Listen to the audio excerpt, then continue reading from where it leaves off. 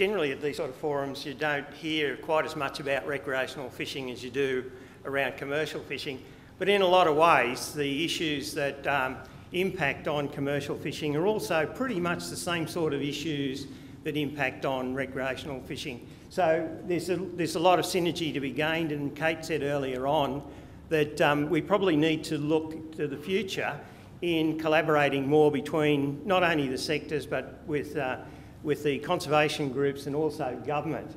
And I guess I've been trying to do a little bit of that in my work over the last couple of years.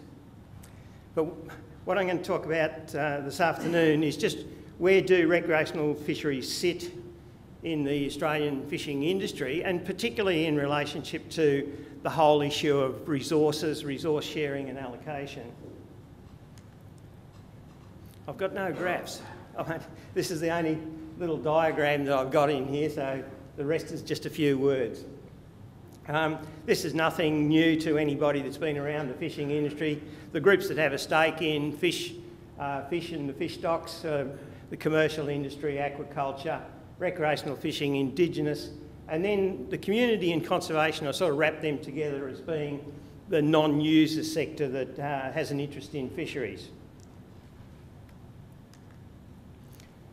Okay, so how's the stake in the fishing industry defined? And this is just at the global scale, and the commercial GVP is around about $1.4 billion in 2008-2009. The aquaculture GVP was $0.85 billion in 2008-2009. There's no recreational equivalent of a GVP, and there's been quite a lot of debate over the last few years as to whether or not there is possibly some way of having a GVP equivalent for the rec sector, but that hasn't happened yet. But back in 2001, when they did the national survey, the estimated expenditure in relationship to recreational fishing was around $2.2 billion, depending upon how you measured it and what you included. In terms of Indigenous, their stake in the fishery is really their customary fishing rights. And the conservation and the community, I've sort of lumped them together as community, not necessarily so, but conservation is about no fishing areas that are set aside.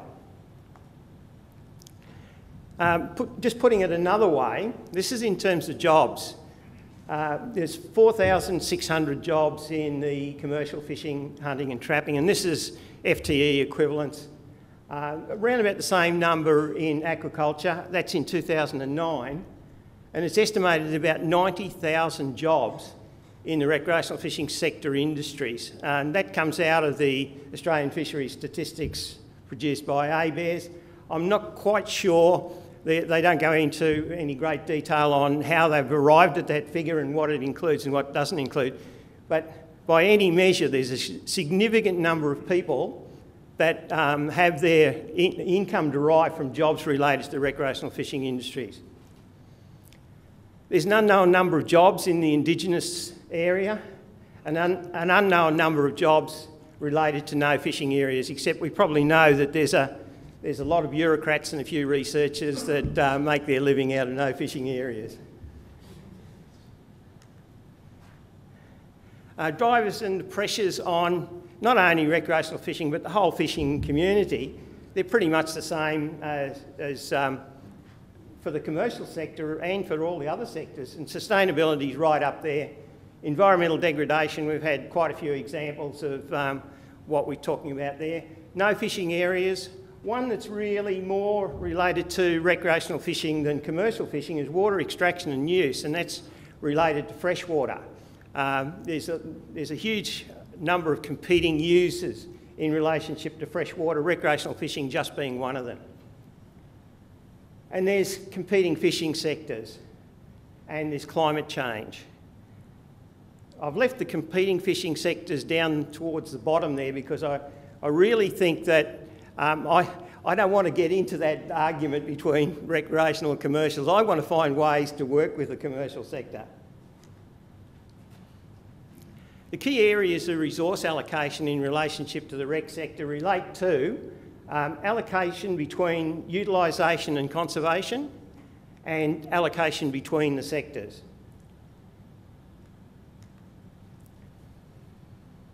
In the debate between rec fishers and conservation allocation, I guess what we want most of all from a rec fishing perspective is recognition and engagement of rec fishers as key affected stakeholders. And a lot of the marine park planning that has gone on is really, I found that they have not recognised rec fishers as key affected stakeholders. They're just there, they're a bit of noise in the background, they'll go away sort of thing. They're not an industry, they don't have a stake in it. And that's how a lot of the rec fishers feel they're being treated in those debates. So over and above everything else, we want proper recognition and engagement. And acceptance that there is a loss to the sector, not just the recreational fishing businesses, the tackle industry, the bait shops, and that there is a loss right across that whole sector. And the sector compensation in the form of new fishing opportunities such as artificial reefs is one of the ways in which we might go in the future to ease some of the issues that are caused by constraining people into smaller and smaller areas. And increased use of zoning options that minimise impact to benthic communities. For example, trolling only, no takeaway fish from the area. There are a range of other zoning options that could be employed. When you talk to the marine park planners, most of them will say that their main issue of concern is protecting the benthic communities. Resource allocation between the sectors. What we need, first of all, is sound data as a prerequisite to resource allocation.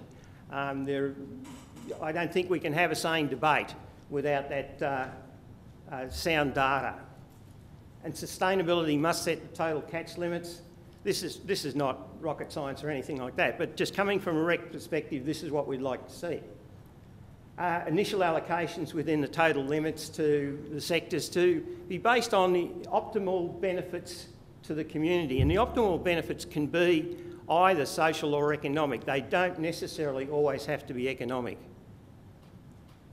And then changes in allocation between the sectors should be based on commercial considerations. And in that, what I mean is if there's any reassessment of or reallocation between the sectors, then there should be some form of commercial consideration in terms of how that might occur.